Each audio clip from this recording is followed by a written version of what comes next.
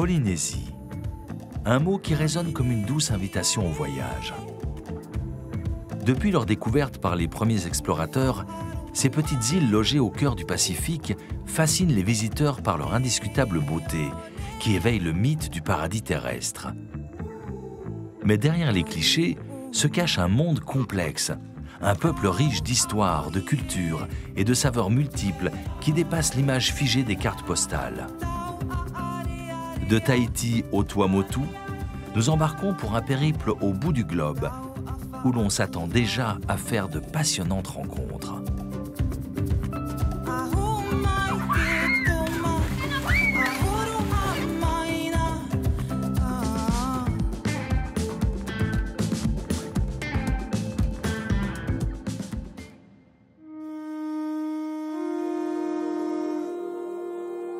Étalés sur une surface équivalente à celle de l'Europe, les archipels polynésiens rassemblent de petites îles disséminées dans l'immense océan Pacifique.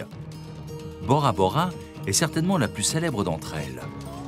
Peu de gens l'ont visitée et son nom est pourtant familier à des millions d'Occidentaux qui rêvent d'en fouler le sable blanc.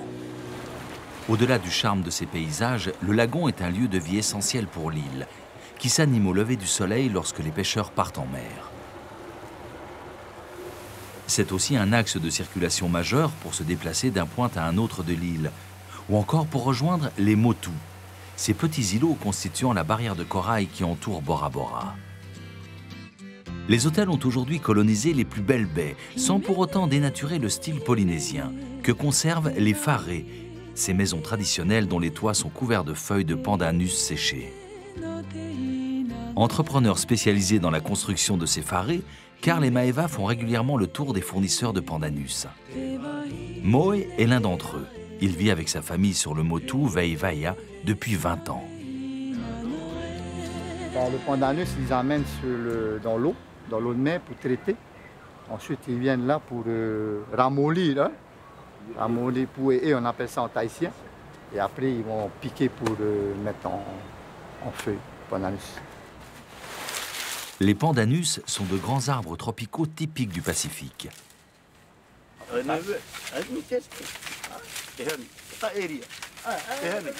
Ces feuilles ne sont pas faciles à manipuler. Moe va d'abord les enrouler autour d'une baguette qui lui servira de support de base.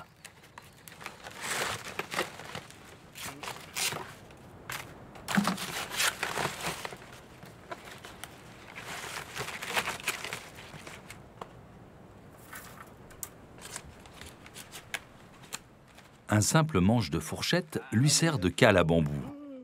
Excellent.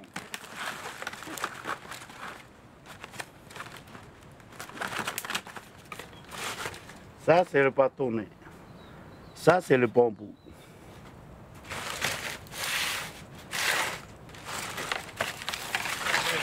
Bambou, ça c'est le bâtonnet. Et tu les trouves où alors? C'est la montagne, en haut. Hein. On va les couper.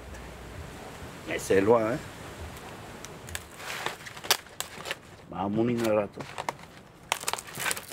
Ça fait combien de temps que tu vis ici? Dans les 20, 30, 20 ans. Et c'est bien ici ou c'est difficile? Non, c'est pas difficile. Tu peux nourrir, tu peux vivre. Non, il y a du poisson, il y a du langouste, il y a du mao.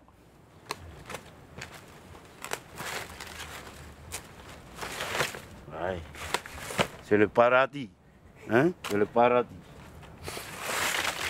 Le maire de Bora Bora, M. Gaston Tongson, exige aux hôteliers, aux chaînes hôtelières, de mettre sur les bengalos, sur pilotis et les structures voyantes, des pandanus. C'est par rapport aux habitants de Bora, au moins, c'est pour avoir de l'activité, hein, des revenus toute l'année.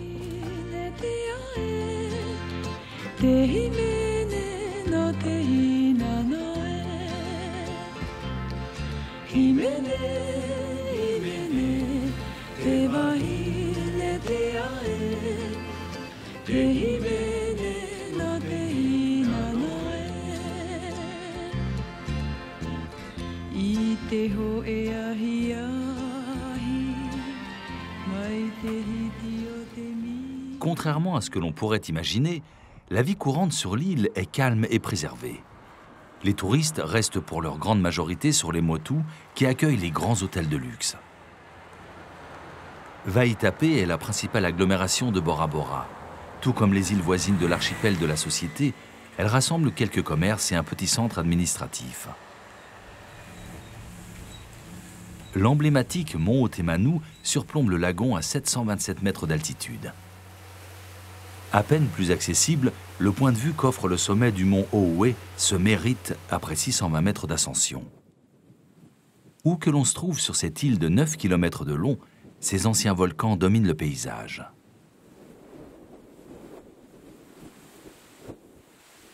La longue piste d'aéroport est un des nombreux souvenirs de la Seconde Guerre mondiale. Réponse stratégique au bombardement de Pearl Harbor. Elle fut construite en 1942 lorsque les États-Unis envoyèrent 5000 GI sur l'île pour assurer leur présence dans le Pacifique. Bora Bora a inspiré de nombreuses chansons qui célèbrent ses beautés et qu'il est agréable de partager entre habitants et voyageurs, surtout lorsqu'on doit la quitter.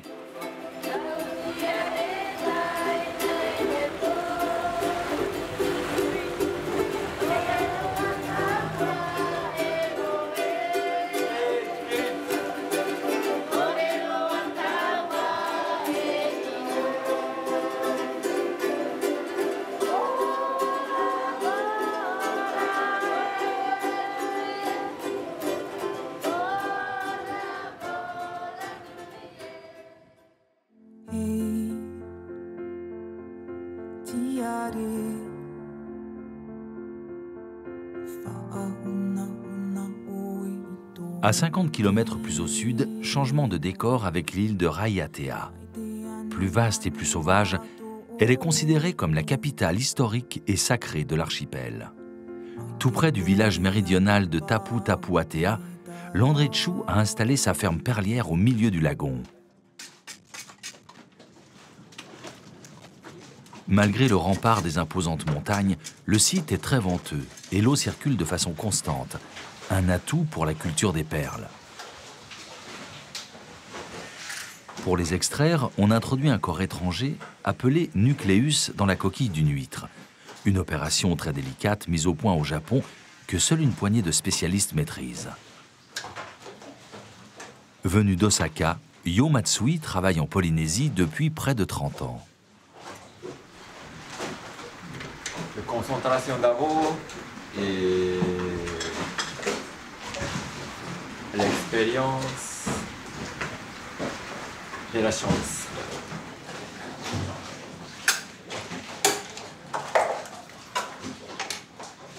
Obtenir la fameuse perle légendaire de Polynésie est aussi une affaire de temps.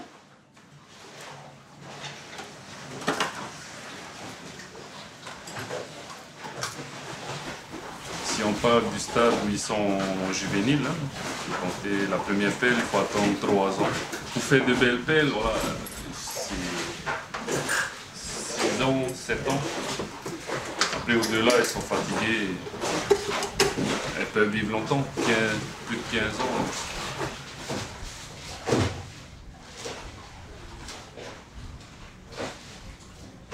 L'extraction est toujours un moment excitant. Mais la perle parfaite est rare. C'est aussi beaucoup de surprises. Après un long travail, une longue attente, c'est comme la naissance d'un petit enfant.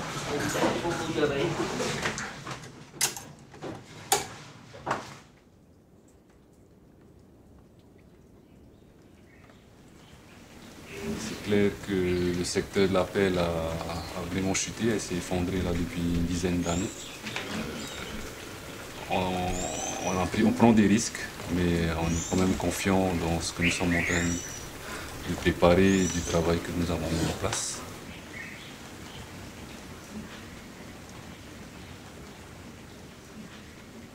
Avec son relief agité, Raiatea est resté préservé d'un tourisme envahissant. C'est là tout son charme. C'est une grande île avec une population qui est quand même une petite population, un très grand lagon. Et c'est très convivial encore, hein. C'est une île encore très authentique, très interne.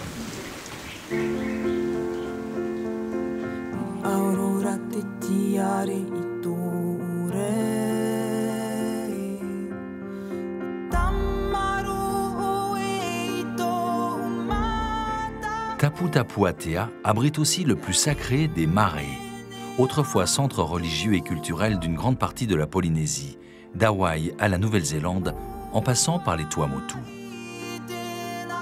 C'est vraiment le siège de la connaissance de nos ancêtres. C'est l'endroit, le lien, la connexion avec les dieux, pour donner leur courage et aussi la direction où ils vont aller. Ils ne vont pas aller comme ça. C'est vraiment dans nos croyances, c'était le départ des anciennes pirogues de nos ancêtres. Ce site, dédié au dieu de la guerre Oro, est au cœur de la mythologie de la Polynésie de l'Est. La nature donnait le savoir, le vent, mais ça a mis des années et des années pour comprendre vraiment ce que le vent voulait dire, ce que les étoiles voulaient dire, ce que les vagues, le courant voulaient dire. Parce qu'ils étudiaient la nature, ils n'étaient pas les quatre, c'est la nature. Ils observaient, ils écoutaient. Ce n'est qu'aux alentours du XVIIe siècle qu'ont commencé les sacrifices humains, dont fut témoin James Cook lors des premières expéditions européennes. Par exemple, ils aimaient de la nourriture, du poisson, du cochon. Ah, après, il y a... Oh, ça s'assombrit. Donc, dans leur tête, oh, les dieux ne sont pas contents. Peut-être on va essayer de mettre la chair humaine. Quand ils ont mis un sacrifice humain, ça a marché, le ciel s'est dégagé et de là a commencé les sacrifices humains. L'effort de préservation de ces lieux de culte aura été tardif, dans une civilisation qui a longtemps reposé sur la transmission orale. Le marais, c'est le plus important, c'est le plus haut symbole à nous. Parce que c'est le lien aujourd'hui avec le tatouage, le tatouage au passé. C'est le seul patrimoine qui nous reste. Tatoueur reconnu, Tioti a fait de son corps une œuvre culturelle et artistique. Alors que quand tu traduis les deux syllabes, c'est ta, c'est le vieux tahitien qui veut dire marquer, frapper, tao c'est le temps, on marque le temps. Te mettre le tatao à l'époque, c'est ta position dans la société. Le tatao disait qui tu es dans la société. Si tu es un pêcheur, si tu es un roi, un guerrier, un prêtre, le tatao, on lisait sur ta peau, ta vie sur ta peau. Tout le monde est marqué à cette époque.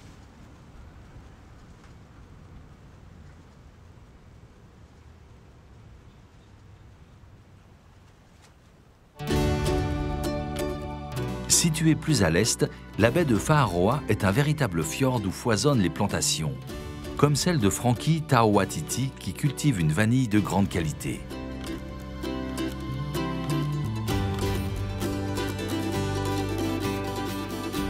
Protégés du soleil par des ombrières, les plants requièrent beaucoup de temps et de soins pour arriver à maturité. Autre particularité de cette épice légendaire, la fleur doit être fécondée lors de son éclosion, un acte précis et minutieux. Mon grand-père plantait déjà de la vanille. Et la vanille, à l'époque, donc elle était traditionnellement plantée sur la montagne, à flanc de montagne.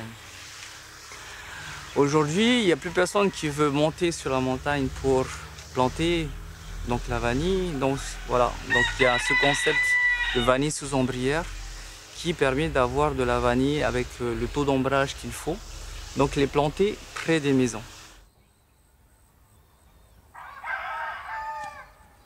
Après des mois de patience et d'application, la vanille est récoltée pour être exposée au soleil plusieurs heures par jour et maturée lentement vers l'excellence.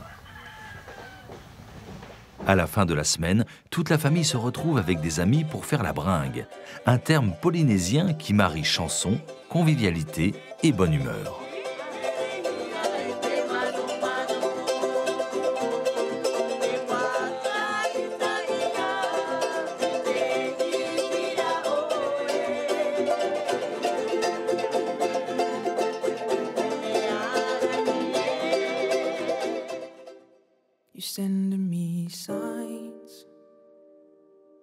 La simple évocation de Tahiti illumine les regards depuis 2 siècles, à tel point que la plus grande île de l'archipel de la Société est devenue à elle seule synonyme de la Polynésie. Pourtant, les visiteurs venus y chercher les plages de sable fin à l'eau cristalline auraient tort de s'en contenter. Le charme profond de Tahiti se trouve ailleurs, en s'enfonçant à l'intérieur de l'île dans ses recoins inhabités. Des vallées secrètes cernées d'impressionnants pics volcaniques y dessinent le décor d'une forteresse grandiose, dont le plus haut sommet, qui pique à 2241 mètres d'altitude, se devine à peine à travers les nuages.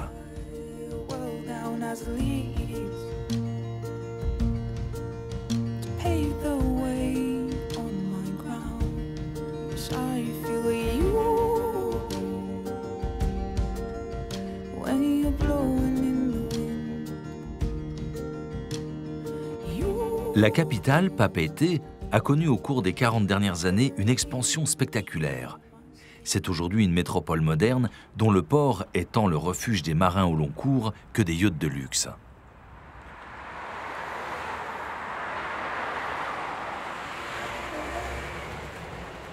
Les premiers missionnaires qui débarquèrent à Tahiti en 1797 bousculèrent sans ménagement des pans entiers de la culture polynésienne. Depuis, églises catholiques et protestantes fourmillent à travers les îles, à l'instar de la cathédrale de Papeete.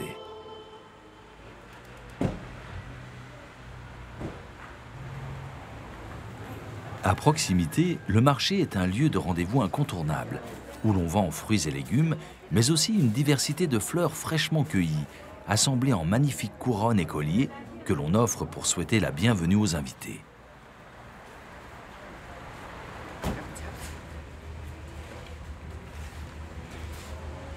Así.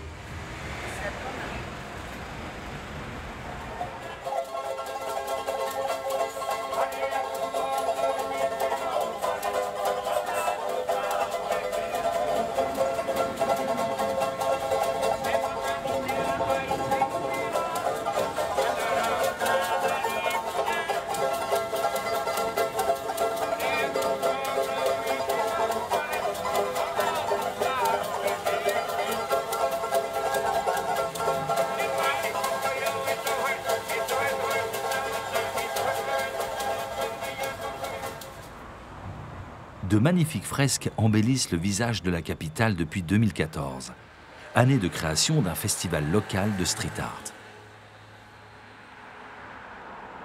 De nombreux artistes étrangers ont fait le déplacement pour y réaliser de véritables chefs-d'œuvre, tels que les 2 vainés du peintre brésilien Cobra.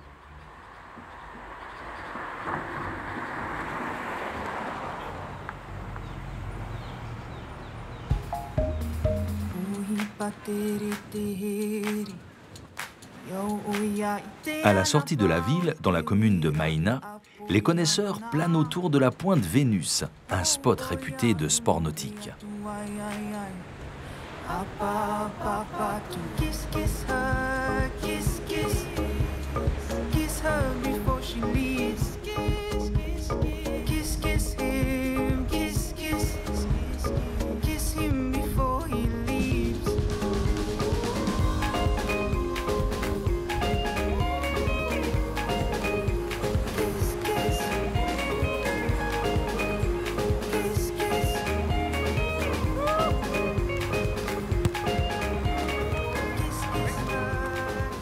Après le travail, à la mer comme en ville, on profite jusqu'au coucher du soleil des belles journées.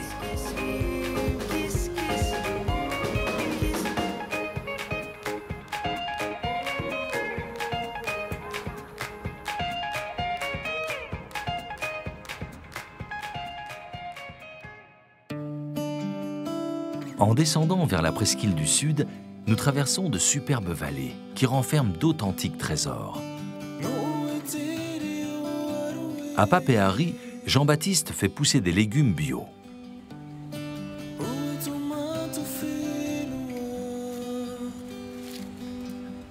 Profitant d'une terre fertile, l'agriculteur a su mettre à profit sa formation d'ingénieur agronome dans sa quête d'une alimentation saine.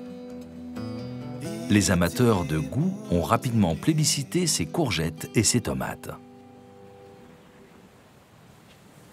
Il faut savoir qu'à la presqu'île, c'est comme si tu vis dans la nature. La nature, en fait, elle est précieuse, comme on voit les vallées. Hein. C'est calme, c'est paisible. Tu vois que c'est un endroit vraiment tu as envie de te reposer en fait.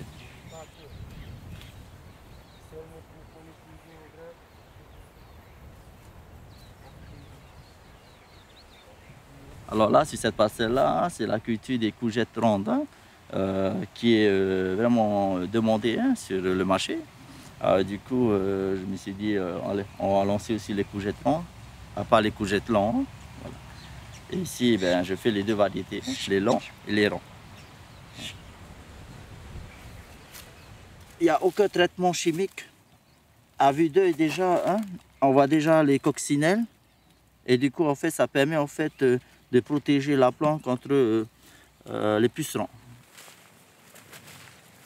Germila a délaissé sa carrière de cadre à Tahiti pour se joindre au projet de Jean-Baptiste.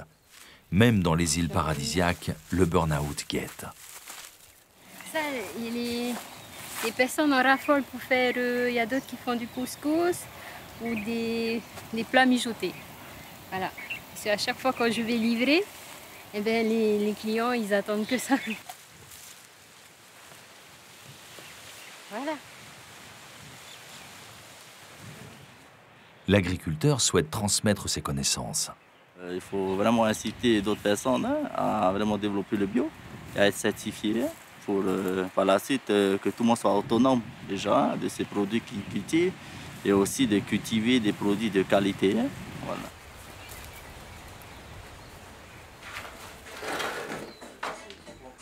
Après une matinée de récolte, les légumes seront acheminés sans tarder vers Papeete, où ils sont attendus de pied ferme.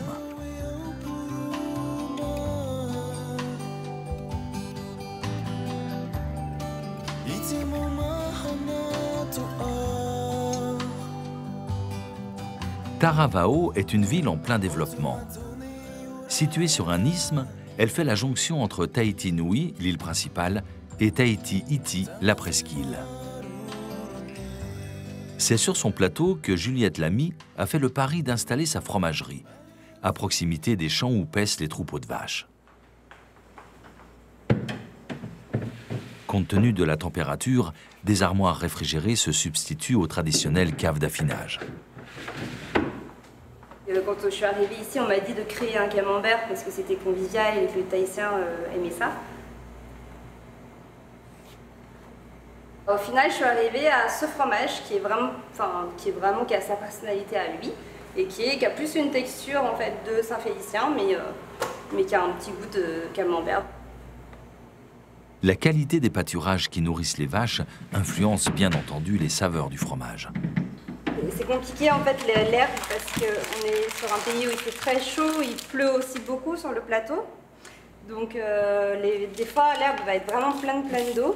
Donc les vaches vont ingurgiter beaucoup d'eau aussi dans leur alimentation. Et donc voilà, donc ça va avoir un goût un petit peu moins corsé, enfin là moins riche en fait. Dans un pays comme ça tropical où il fait chaud et humide que dans les alpages, dans les hautes montagnes, où il fait un climat plutôt tempéré, voire même froid.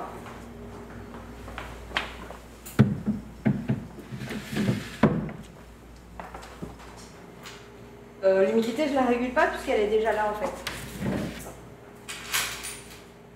Saint-Tahitien affiné au rhum Manutère parce que je voulais, évidemment j'essaie de travailler avec les produits locaux.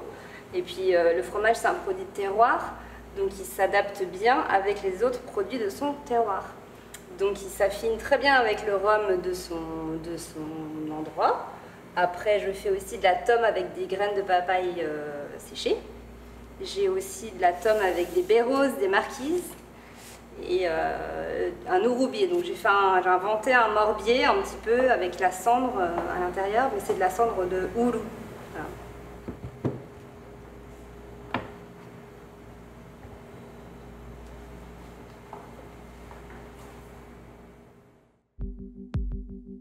It's dark and it's bright at the same time.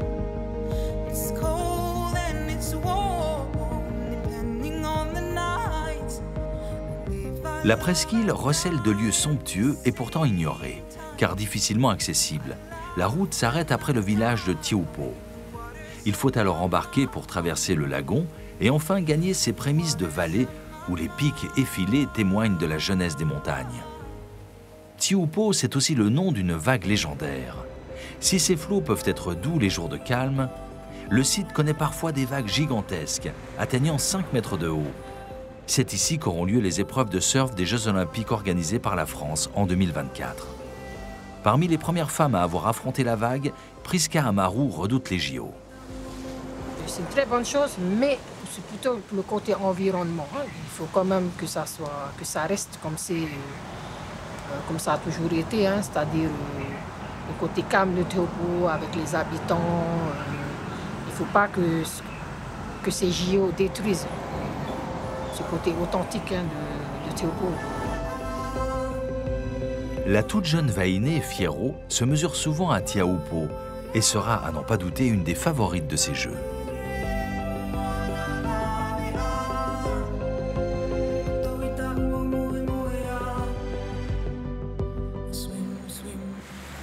En poursuivant vers le sud, nous découvrons d'impressionnantes gorges, plus spectaculaires les unes que les autres.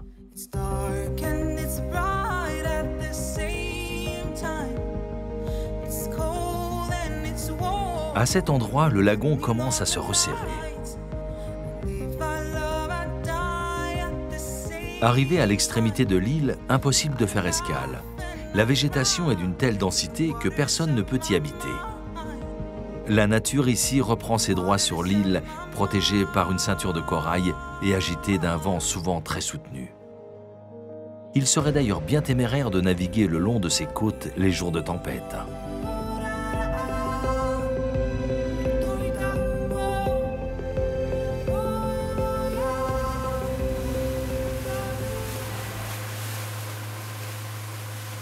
À la fin de la journée, les pêcheurs rentrent au port et débarquent leur prise. Une partie du poisson est tout de suite préparée et vendue sur place, et le reste est envoyé au marché de Papeete.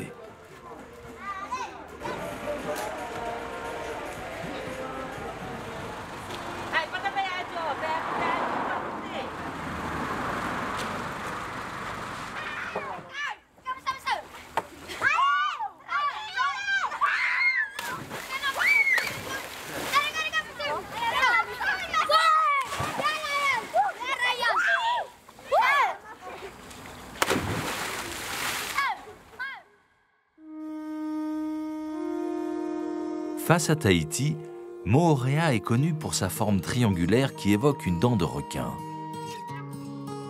20 km à peine la séparent de l'île sœur, pourtant tout la distingue de son aînée. Elle puise en effet son charme particulier dans une savante alchimie entre des pics volcaniques au relief prononcé, un lagon turquoise, une végétation luxuriante et une atmosphère paisible et reposante.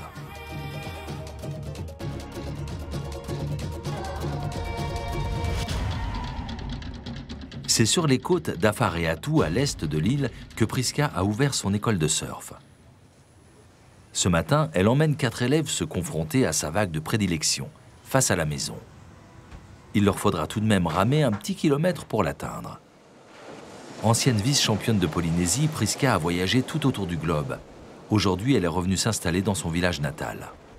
Je vais faire mon école sur Moorea. C'était un gros challenge, mentalement et physiquement aussi, parce que c'est très physique quand même de donner des cours au récif. Mais c'est mon monde, c'est vraiment là où j'ai grandi.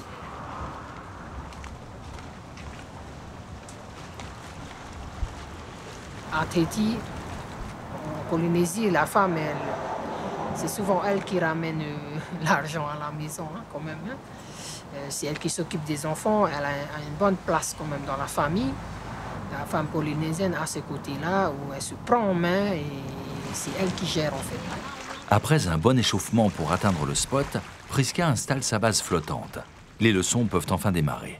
Ouais, c'est mon jardin là.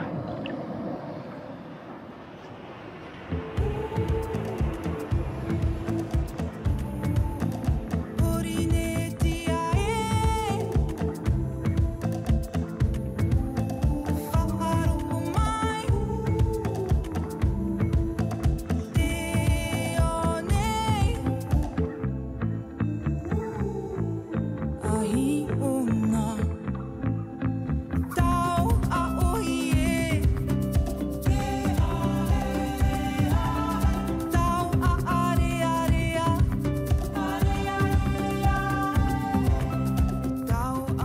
côté de l'île, c'est le côté sud-est de Moorea. C'est un côté de l'île très préservé et c'est le coin de l'île où il y a encore des locaux, des familles qui y vivent.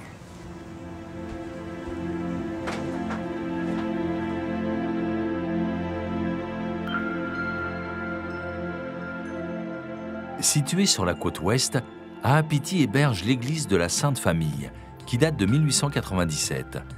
Sa silhouette aux deux clochers, sur un fond de verdure d'où émerge le pic montagneux du Muaroa, ne cesse d'inspirer artistes peintres et photographes.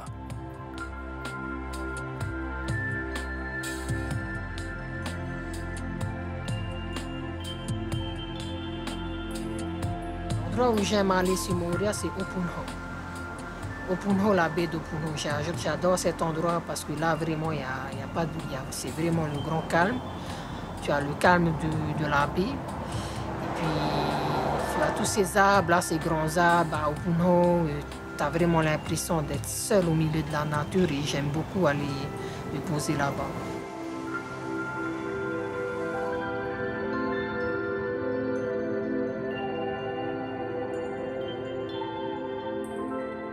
Nul doute, la baie d'Opunou'ou compte parmi les merveilles de l'île. Lorsque l'on s'aventure sur les hauteurs du Belvédère, on profite d'une formidable vue sur Opunou'ou et sa voisine, la tout aussi connue mais moins profonde baie de Cook.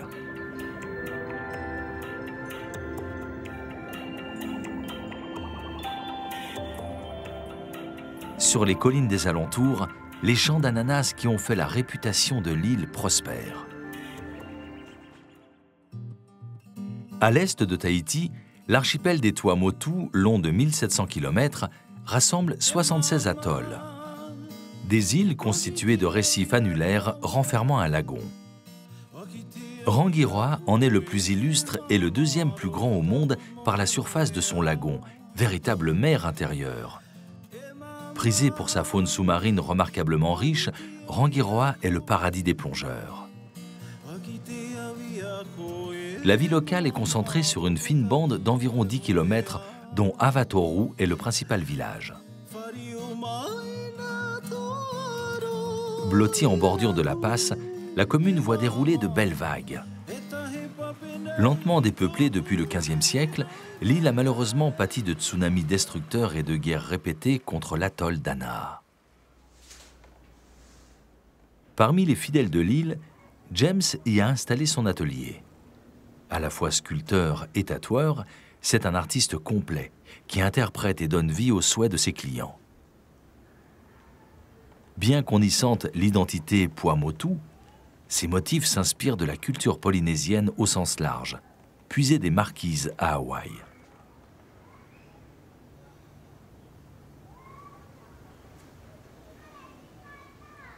Le tatouage, c'est la vie du copain que je vais tatouer, c'est son histoire. Chacun a son histoire.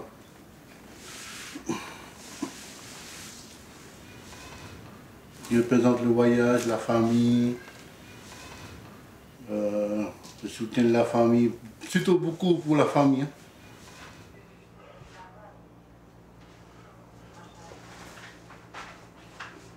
Ça c'est le bras, l'avant-bras. Ça c'est la moitié du dos d'une femme. Ça c'est un dos complet. Travailler le bois, l'os, le caillou et l'être humain.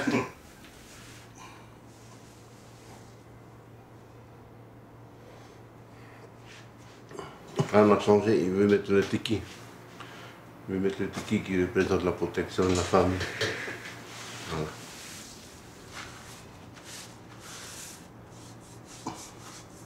Une fois le motif défini, James effectue un premier passage pour créer les contours.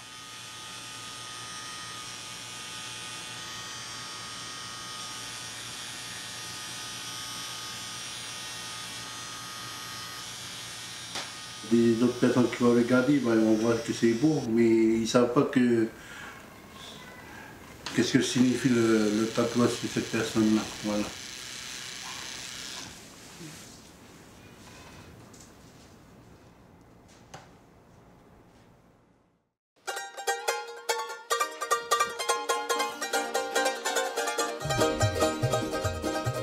À une bonne heure de bateau d'Avatoru, le Motu Taeo fut au XVIIe siècle le refuge des habitants de Rangiroa, au plus dur des conflits avec l'atoll d'Anaa. Mais le site est surtout renommé pour abriter le lagon bleu, incroyable petit lagon à l'intérieur du lagon. Plus au sud, l'île aux récifs exhibe des excroissances coralliennes spectaculaires, authentiques murs fossilisés.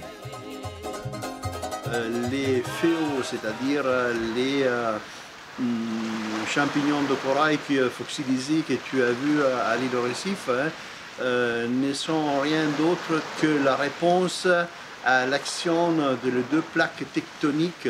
La plaque tectonique où reposent les îles de la société et la plaque tectonique où reposent les Tuamotu, qui sont beaucoup plus anciens. Parce que n'oublions pas qu'avant, le Tuamotu était comme les îles de la société.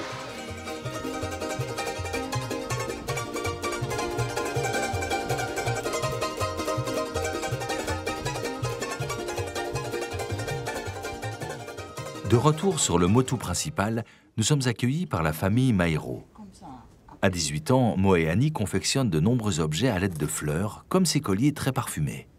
Ici, on a mis des bougainvilles, des tiareteiti et de la menthe. Quand tu offres un collier de fleurs, qu'est-ce que ça veut dire? Bienvenue. Bienvenue. Depuis très longtemps, j'avais 8 ans, j'ai commencé. Et aujourd'hui, j'ai 18 ans. Qui c'est qui t'a appris? Ma grand-mère. Les feuilles de palmier cocotier que je prends derrière chez moi et je le coupe. Ensuite, je le taille pour le faire un cercle.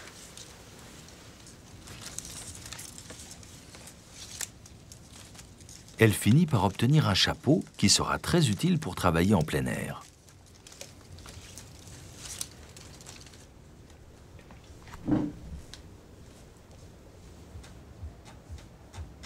Et j'aime bien ici, la vie ici, et un peu de tout. Tout ce qu'on veut, on n'en manque rien. Et moi, c'est ce qui me plaît beaucoup. Derrière la maison, Moeani récolte aussi du copra. La jeune femme a fendu toutes ses noix de coco la veille. Maintenant, il va falloir en extraire la chair.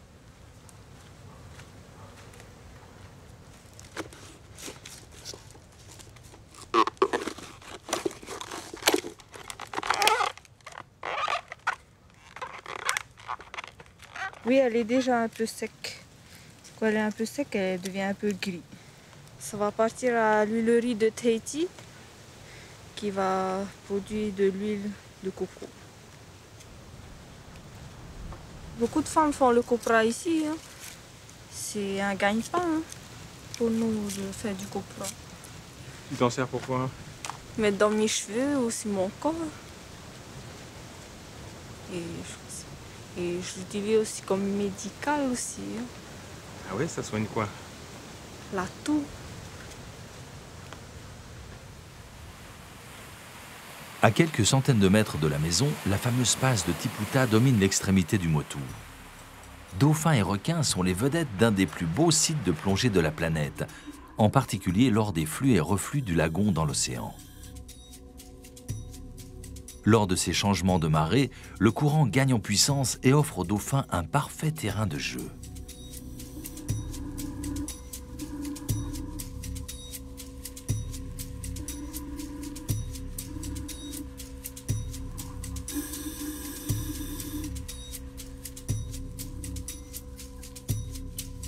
Mais pour les plongeurs du monde entier, l'attraction phare du lagon reste son fameux mur aux requins.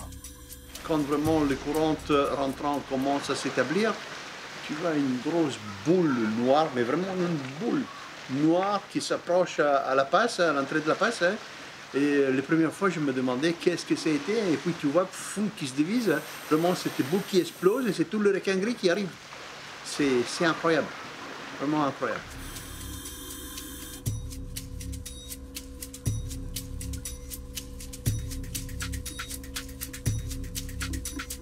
Hugo n'y voit pourtant aucun danger. D'abord, donc, l'eau est très très claire. Toujours. Il n'y a pas des histoires de rivières, il n'y a pas des eaux troubles. Et deuxième chose, il y a beaucoup de poissons, c'est-à-dire que les requins, ben, ils sont bien réfournis. Les congélateurs sont toujours ouverts pour eux.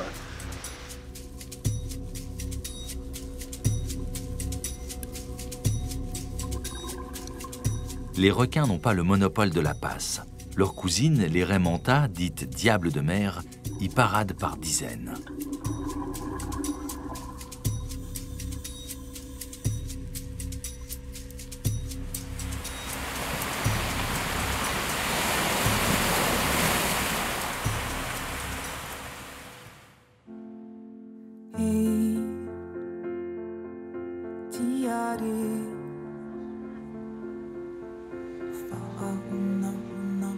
À 50 km, l'atoll de Tikeo n'est pas en reste côté décor.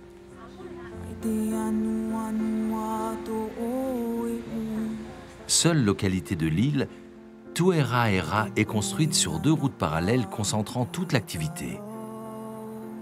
Le calme règne.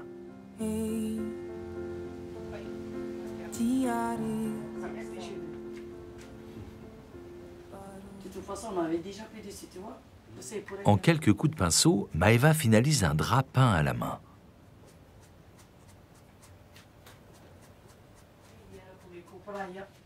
Nous deux, on a été... Mais bon, c'est génial, on a été ramasser 9 cocos chez toi. Hein. C'était le plus près. On a ramassé 9 cocos à l'homme. Petit esprit pour le tissu. Ça, on dit ça, ce sont des draps, ce sont des couvertures. Un drap pour mettre sur le lit. Les parios, c'est pas pareil, parce que les parios, il faut que tu vas mettre au moins 1m40. Après, c'est là que tu vas poser des dessins dessus, c'est là que tu vas faire.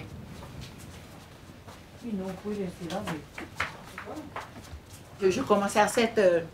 J'ai commencé à 7 heures, tu vas compter vers 4 heures ou 5 heures comme ça, j'ai tout fini. Voilà, la journée.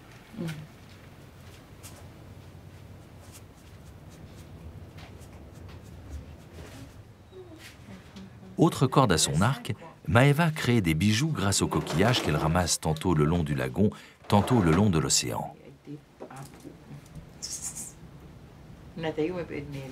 Réaliser ces beaux colliers demande patience et minutie.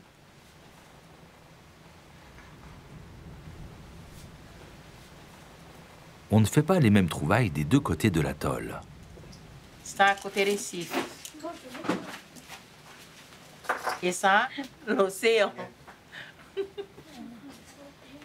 Oui, c'est ça.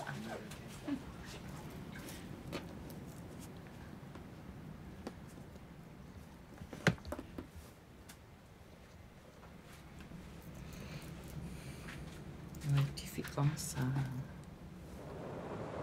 Les rivages d'un atoll ne sont pas toujours hospitaliers.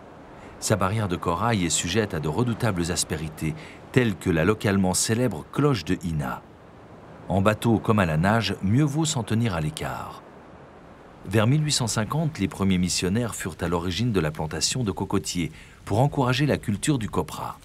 Aujourd'hui, Maeva et Jacques-Henri en perpétuent l'exploitation.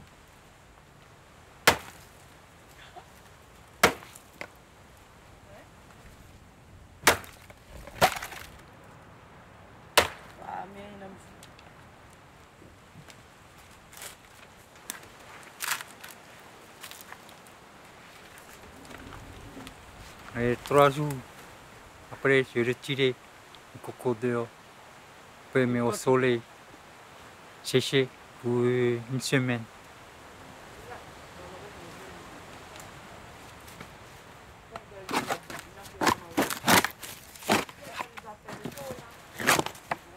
Le geste doit être ferme et précis pour éviter tout risque de blessure.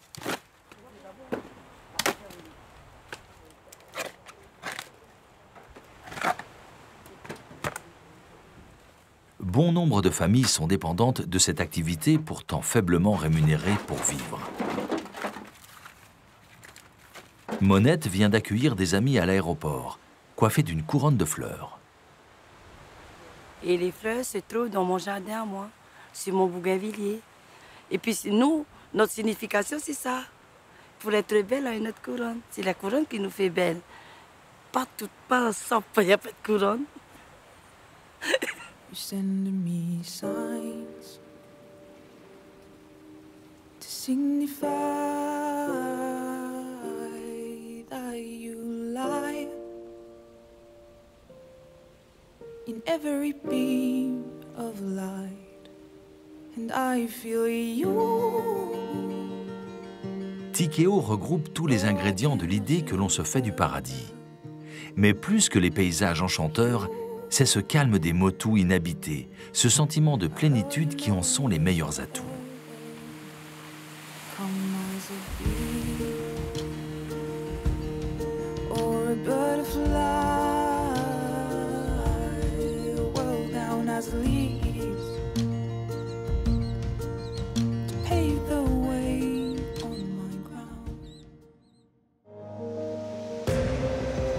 Après un trajet en bateau d'une quarantaine de minutes, on atteint l'unique passe de l'atoll, Tueiva.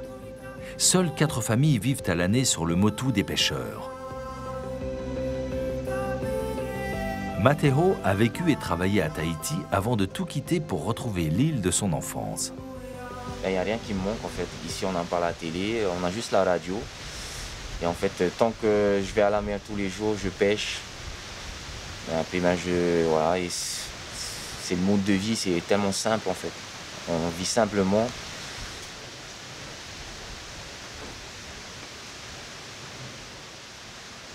C'est toute mon enfance en fait. Les poissons que j'ai dans le dos, c'est tous les poissons que j'ai pêchés. Depuis petit avec mon père.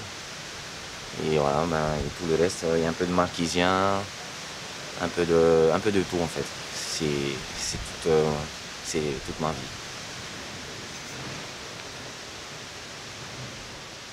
On pêche beaucoup au fusil par contre nous, beaucoup au fusil et au large. Voilà.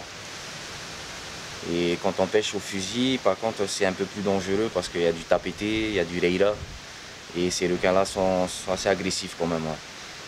Mais bon, après, avec l'habitude, on s'y fait, mais il faut faire toujours attention, quoi. C'est dangereux. Mon plus gros espadon que j'ai pêché, il faisait plus de 500 kilos. À Tahiti, je l'ai pêché avec mon petit frère et 2 copains à moi. On a mis 2 heures, 2 heures et demie de combat.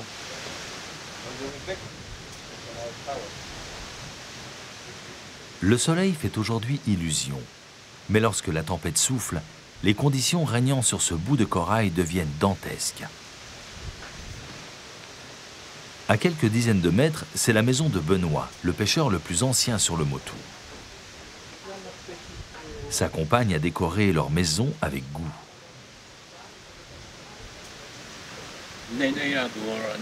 Je vis ici depuis toujours. Je suis né ici.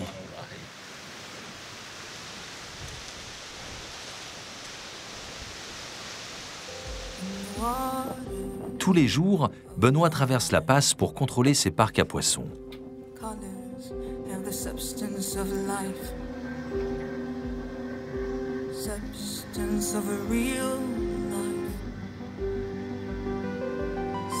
Il s'agit de pièges dans lesquels les prises s'engouffrent sans pouvoir ressortir.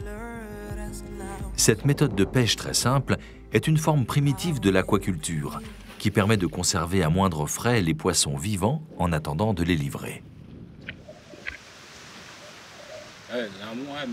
Il y a moins de poissons qu'avant. Aujourd'hui, le poisson se fait plus rare depuis le cyclone de 1983. C'est tout le climat qui a changé.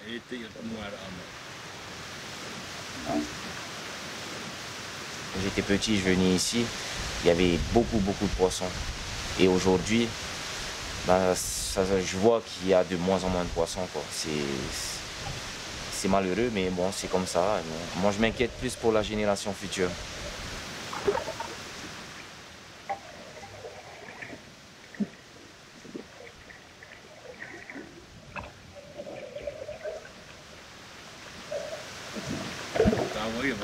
Tous les jours, je plonge dans le parc pour voir s'il n'y a pas de murènes ou de requins, s'il n'y a pas de fissures, vérifier que les poissons ne puissent pas sortir, et au retour, je prélève du poisson pour manger.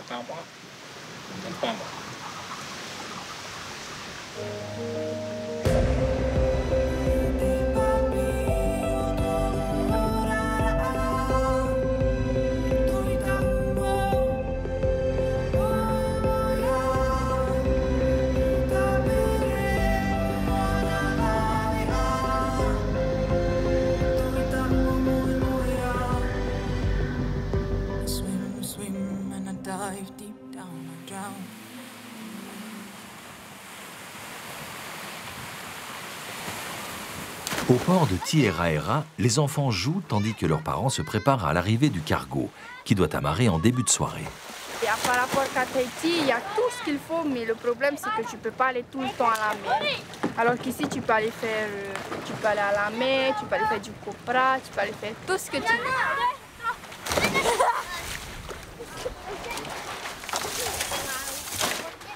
Benoît remplit les glacières de poissons qui s'envoleront dans l'avion du jour. Trop fragiles, ces prises ne supporteraient pas le voyage en bateau. Elles seront vendues fraîches dès le lendemain matin au marché de Papeete. Ah, magnifique!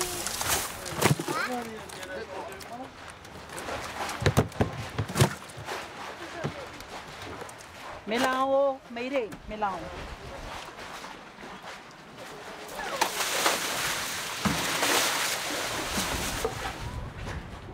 À la tombée de la nuit, le dory accoste enfin. Quelle que soit la météo, le navire assure chaque semaine la liaison entre les principales îles de l'archipel et Tahiti. Tous les habitants se sont réunis sur les quais pour récupérer leurs commandes de nourriture ou de matériel.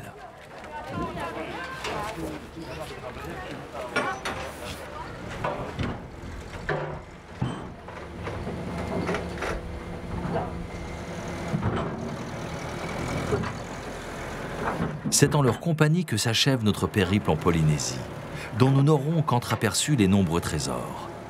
Le foisonnement des cultures, la richesse des traditions et l'indicible beauté des paysages nous resteront longtemps en mémoire, comme autant d'invitations à revenir poursuivre leur découverte.